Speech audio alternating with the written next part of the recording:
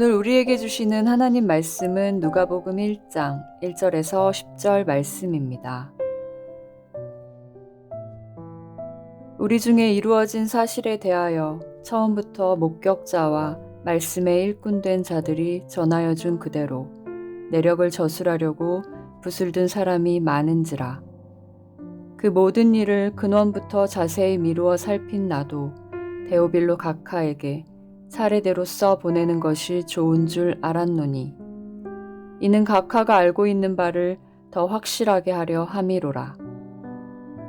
유대왕 헤롯 때에 아비야 반열에 제사장 한 사람이 있었으니 이름은 사가랴요. 그의 아내는 아론의 자손이니 이름은 엘리사벳이라.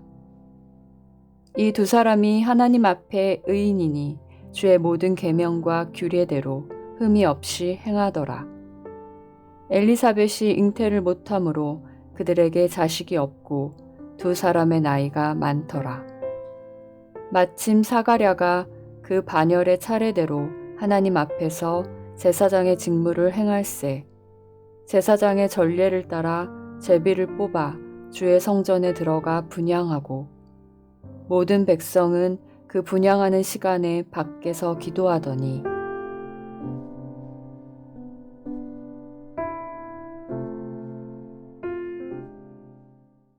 누가복음서는 잘 아시는 대로 마태복음, 마가복음 다음에 있기 때문에 세 번째 복음이라고 불리는 책입니다.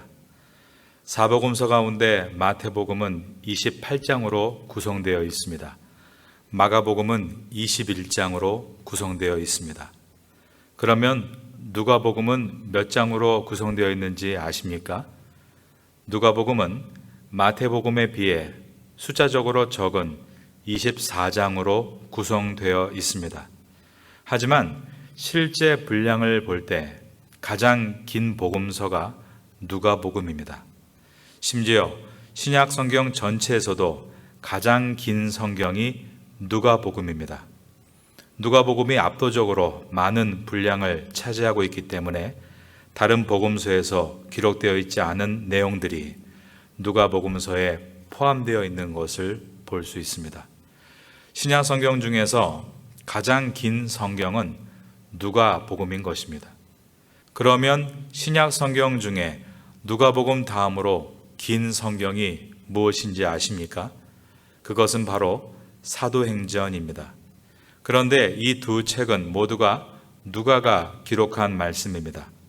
누가가 신약 성경 중에 가장 긴 누가복음을 기록했고 또한 신약 성경 중에서 두 번째로 긴 사도행전을 기록한 것입니다. 사도행전을 구성하고 있는 총 단어의 수가 18,373단어입니다. 혹시나 해서 말씀드립니다만 집에서 세보지는 마십시오. 반면에 누가복음의 단어 수는 좀 더 많은 19,404단어로 되어 있습니다.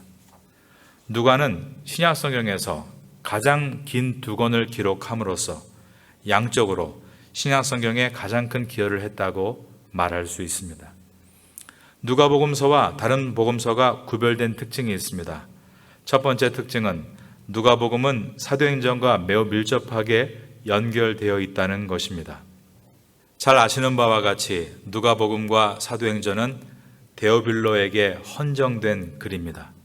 그래서 어떤 학자는 누가복음을 데오빌로 전서, 사도행전을 데오빌로 후서라고 말할 정도로 누가복음과 사도행전은 매우 밀접하게 연관되어 있습니다.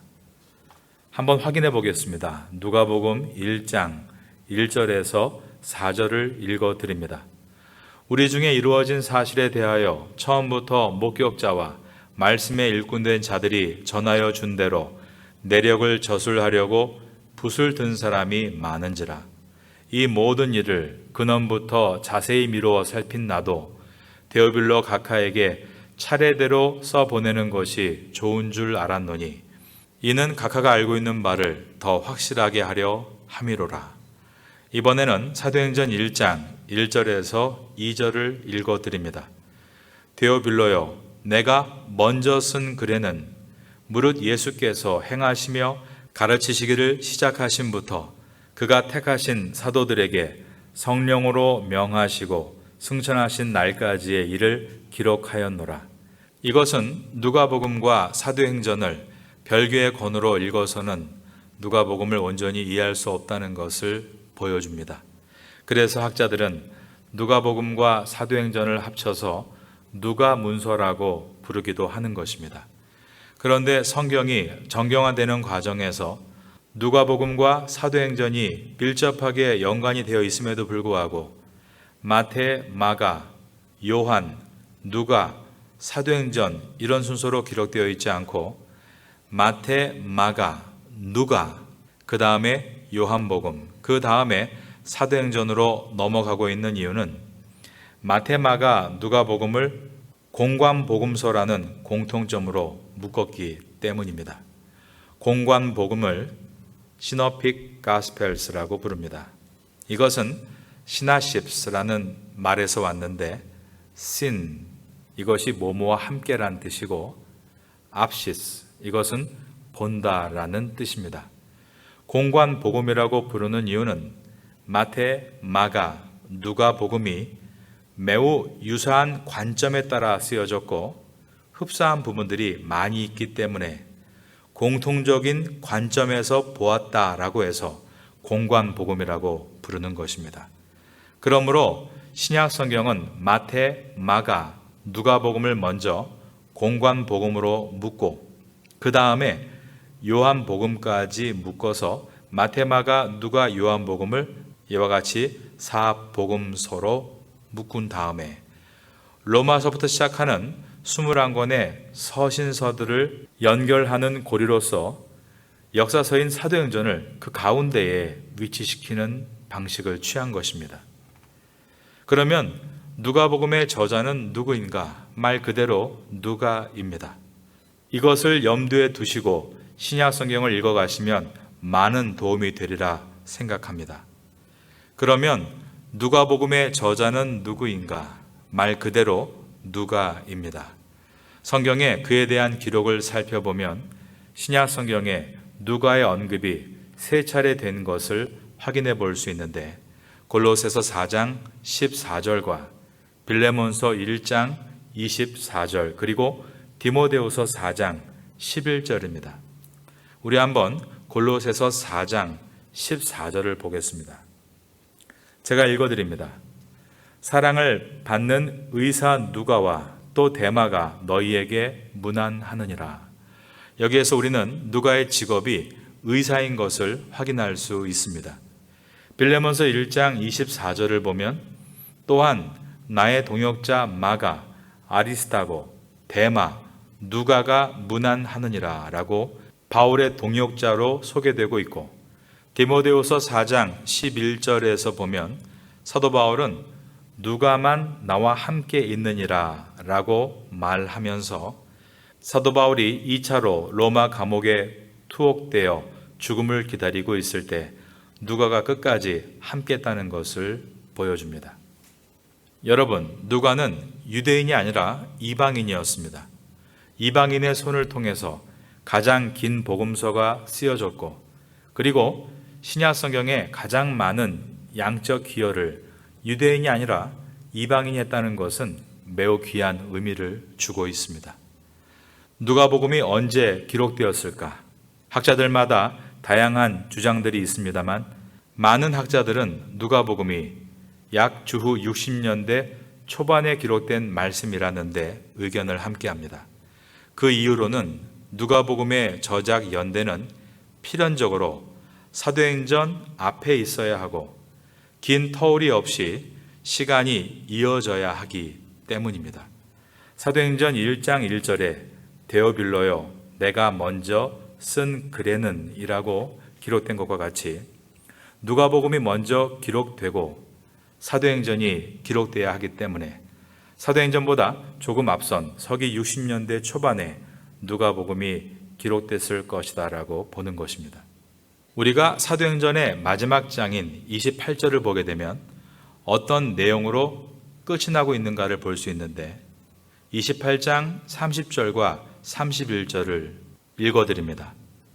바울이 온 이태를 자기 셋집에 머물면서 자기에게 오는 사람을 다 영접하고 하나님의 나라를 전파하며 주 예수 그리스도에 관한 모든 것을 담대하게 거침없이 가르치더라. 이것은 바울 사도가 로마에 1차 투옥된 내용을 소개하는 장면으로서 이 이후 사도 바울의 순교에 대한 내용은 사도행전에 기록되어 있지 않습니다. 또한 주후 65년에 있었던 네로의 박해에 대한 기록도 없습니다. 누가가 만약에 사도행전을 사도 바울의 순교 후에 적은 것이었다면 저가 사도행전에 네로의 박해와 사도 바울의 순교를 기록하지 않았을 리가 없습니다. 그러므로 사도행전은 주후 63년경쯤에 쓰여진 것으로 추론하는 것이 가장 타당하다는 의견을 모으게 됐고, 누가복음은 사도행전보다 먼저 쓰여진 것이기에 그것보다 앞선 주후 60년대 초반인 AD 60년에서 62년 사이에 기록되었을 것이다 라고 보는 것입니다. 그러면 이제 누가복음은 누구를 대상으로 쓰여졌는가 하는 주제로 넘어가 보겠습니다. 누가복음 1장 1절에서 4절을 다시 한번 읽겠습니다. 우리 중에 이루어진 사실에 대하여 처음부터 목격자와 말씀에 일꾼된 자들이 전하여 준 그대로 내력을 저술하려고 붓을 든 사람이 많은지라. 그 모든 일을 근원부터 자세히 미루어 살핀 나도 데오빌로 각하에게 차례대로 써보내는 것이 좋은 줄 알았노니 이는 각하가 알고 있는 바를 더 확실하게 하려 함이로라 라고 말하면서 누가복음의 수신인을 데오빌로 각하라고 언급하고 있습니다. 그렇다면 데오빌로 각하는 누구인가 하는 중요한 질문이 나오게 됩니다. 신학적으로 데오빌로 각하가 누구인가를 살피려는 여러 시도들이 있었지만 사실 지금까지 만족할 만한 답을 얻지는 못했습니다. 그런데 데오빌로를 묘사할 때 각하라는 말이 동원되고 있다는 것을 유의해서 보게 됩니다. 사도행전을 보면 각하라는 존칭이 동원된 사람이 총독 벨리스와 베스도였습니다. 데오빌로를 각하라고 명명하는 것을 볼 때 이 데오빌로는 대단히 사회적 신분이 높고 부요한 인물이었다고 보여집니다. 그렇다면 누가가 왜 누가복음과 사도행전에서 데오빌로에 대해서 언급을 했을까? 아마도 누가복음과 사도행전을 파피루스에 적게 된다면 약 10m 정도의 양피지가 필요했을 것이라고 보여지기 때문에 누가복음과 사도행전을 출판하고 그리고 사본들을 계속 적어나가는 과정에 있어서 비용을 충당해 주었던 유력한 사람이 어쩌면 데오빌로 각하였을 것이다. 이렇게 추측을 하기도 합니다. 그런데 데오빌로라는 이름의 뜻이 무엇인가를 생각할 때 또 다른 추측을 낳게 됩니다. 데오빌로는 하나님이 사랑하시는 자라는 뜻입니다. 그래서 어떤 학자들은 이 데오빌로가 경건한 그리스도인들을 총체적으로 상징적으로 나타내는 것이다 라고 풀이하기도 합니다. 한쪽은 데오빌로가 실존 인물이다. 다른 한쪽은 데오빌로는 경건한 그리스도인들을 총체적으로 상징하는 의미가 있다. 답은 이 둘 중에 하나일 것입니다.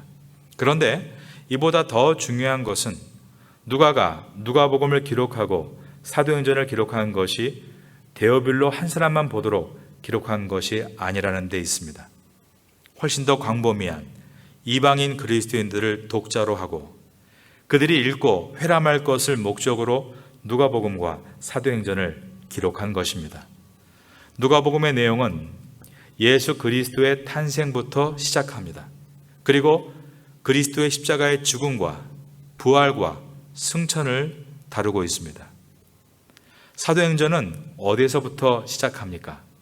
부활하신 예수님께서 승천하시기 전에 40일 동안에 이 땅에 계셨던 것에 대한 언급, 그리고 승천, 그리고 제일 마지막 장면은 사도 바울이 로마로 이송되고 로마에서 재판을 받기 전 가택연금 상태에서도 하나님의 나라와 예수 그리스도의 복음을 증거하는 내용으로 맞춰지고 있습니다.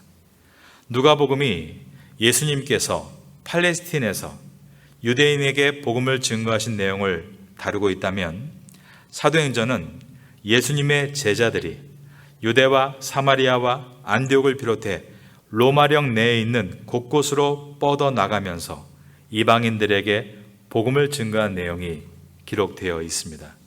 그래서 누가복음과 사도행전은 지리적으로 분류하자면 누가복음은 갈릴리에서 예루살렘까지를 기록하고 있고, 사도행전은 예루살렘에서부터 로마까지를 기록하고 있다라고 볼 수 있습니다. 누가복음은 갈릴리에서부터 예루살렘까지, 사도행전은 예루살렘에서 로마까지, 이렇게 지역적으로 구분할 수 있는 것입니다. 복음서를 읽을 때 중요한 것은 다른 복음서와 함께 병렬적으로 읽는 것이 중요합니다. 사복음서를 강의하는 것은 참으로 귀합니다. 작년에 마태복음 강해를 88강까지 하고 나서 유튜브에 올린 일이 있습니다. 저 개인에게는 너무나 귀한 시간이었습니다. 누가복음도 기대가 됩니다. 누가복음에는 다른 복음서에서 기록되지 않는 누가복음만의 독특한 내용들이 담겨 있습니다. 2022년을 시작하면서 누가복음을 묵상하시면서 우리의 구세주이시자 친구이신 예수 그리스도에 대해서 보다 입체적인 이해를 갖고 묵상한 것을 가지고 기도하시는 가운데 생생한 은혜를 체험할 수 있는 여러분 될 수 있기를 예수님의 이름으로 축원합니다. 누가복음 1장 5절에서 7절은 사가랴와 엘리사벳을 소개하고 있습니다. 5절을 보겠습니다. 유대왕 헤롯 때에 아비야 반열에 제사장 한 사람이 있었으니 이름은 사가랴요, 그의 아내는 아론의 자손이니 이름은 엘리사벳이라. 여기에 보면 유대왕 헤롯 때라고 되어 있습니다. 유대왕 헤롯은 그때 당시 새롭게 예루살렘 성전을 짓는 가운데 있었습니다. 그런데 그 당시에 이 헤롯 성전에서 제사장들이 봉사를 할 때 봉사의 방법은 제사장들을 24반열로 나누어서 돌아가면서 봉사를 했는데, 사가랴는 제사장으로서 24반열 중 아비야 반열에 들어 있었습니다. 제사장 사가랴와 그의 아내 엘리사벳, 이 부부의 특징이 6절에 기록되어 있습니다. 이 두 사람이 하나님 앞에 의인이니 주의 모든 계명과 규례대로 흠이 없이 행하더라. 사가랴와 엘리사벳은 둘 다 하나님 앞에 의인들이었습니다. 물론 여기서 의인이란 절대적인 의, 디카이오스네 세오를 말하는 것은 아닙니다. 성경은 의인은 없나니 하나도 없다, 절대적인 의인은 오직 예수 그리스도 한 분밖에 없다라고 말씀하고 있기 때문입니다. 이 두 사람이 하나님 앞에 의인이라는 평가를 받은 이유는 그들이 갖고 있는 태도 때문이었습니다. 6절에서 주의 모든 계명과 규례대로 흠이 없이 행하더라 라고 한 것입니다. 하나님 보시기에 부끄러움이 없는 삶을 살기 위해 힘썼다는 뜻입니다. 이 내용은 그 당시에 많은 사람들이 매우 형식적으로 위선적인 신앙생활을 하고 있었다는 것을 반증해 줍니다. 그런데 사가랴와 엘리사벳은 매우 독보적으로 그리고 매우 탁월하게 하나님을 깊이 사랑하고 있었고, 하나님의 말씀에 대해서 힘을 다해 순종하려고 노력하고 있었음을 보여줍니다. 여러분 어떻습니까? 여러분의 부부관계는 사가랴와 엘리사벳과 같습니까? 오늘 말씀은 부부의 최우선 목표는 행복이 아니라 먼저는 거룩이어야 함을 보여주고 있습니다. 부부는 어떻게 거룩해지는가? 남편은 아내를 통해서, 아내는 남편을 통해서 거룩해집니다. 서로 그런 통로가 되도록 하나님은 여러분을 한 남편과 한 아내로 부르시고 한 가정을 이루게 하셨습니다. 만약에 남편과 아내가 거룩을 향한 공통적인 관심이 없다면 그 부부관계는 영원히 미숙할 것입니다. 의와 진리와 거룩함으로 날마다 새로워지는 성숙한 부부 관계가 되기 위해서는 남편은 아내에게, 아내는 남편에게 거룩을 향해 갈수록 선한 영향력을 주어야 합니다. 6절을 다시 보겠습니다. 이 두 사람이 하나님 앞에 의인이니 주의 모든 계명과 규례대로 흠이 없이 행하더라. 이 두 사람이 서로가 서로에게 거룩함을 향해 달려가도록 선한 영향력을 준 사가랴와 엘리사벳은 참으로 귀한 부부의 본을 보여주는 사람들이라고 말하지 않을 수 없습니다. 여러분의 가정도 이같이 되시기를 주님의 이름으로 축원합니다. 8절을 보겠습니다. 마침 사가랴가 그 반열에 차례대로 하나님 앞에서 제사장의 직무를 행할세. 24 반열의 봉사법은 역대상 24장 1절에서 10절에 기록되어 있습니다. 24 반열의 순서가 기록이 되어 있고 그 중에 아비야 반열은 8번째 반열이었습니다. 각 반열은 1년에 2번 봉사하게 되어 있었는데 2번 봉사할 때마다 일주일씩 봉사하게 되어 있었습니다. 누가복음은 그러한 순서에 따라서 아비야 반열에 있는 제사장 사가랴가 봉사하게 된 것을 보여주고 있는 것입니다. 9절과 10절입니다. 제사장의 전례를 따라 제비를 뽑아 주의 성전에 들어가 분향하고 모든 백성은 그 분향하는 시간에 밖에서 기도하더니 성소 안에 들어가게 되면 앞쪽에 분향단이 있고 왼편에는 7 봉우리의 금 촛대가 있습니다. 오른쪽에는 진설병이 놓여 있습니다. 진설병은 떡을 말하는 것으로서 떡상이라고 부릅니다. 제사장이 분향할 동안 백성들은 밖에서 기도를 했습니다. 그런데 사가랴가 성소에서 하나님의 천사가 앞쪽에 있는 향단 우편에 서 있는 것을 보게 되었다라고 되어 있습니다. 이러한 흥미진진한 11절 이하의 말씀은 또 내일 이어서 살펴보도록 하겠습니다. 새해를 맞이해서 새롭게 시작하는 누가복음 강해를 통해서 우리의 신앙이 다시 리프레시, 새로워지는 은혜가 있게 되기를 마지막으로 예수님의 이름으로 축원합니다.